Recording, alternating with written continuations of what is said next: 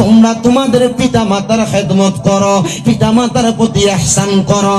আজকের এই মিলাদুন নবীর মাহফিল যারা সাজাইলো, ফাতিহার মাহফিল যারা সাজাইলো, এই মাহফিল কবুল হবে কি হবে না এটার আজকের মাহফিলে অনেক সন্তানেরা বসেছে যাদের আব্বাজান মাথার গাম পায়ে ফালায়া আপনারা মানুষের মতো মানুষ করেছে, আপনাকে বাড়ি দিয়ে গেছে, সম্পদ দিয়ে গেছে, কিন্তু আজকে আপনার আব্বাজান অন্ধকার কবরে।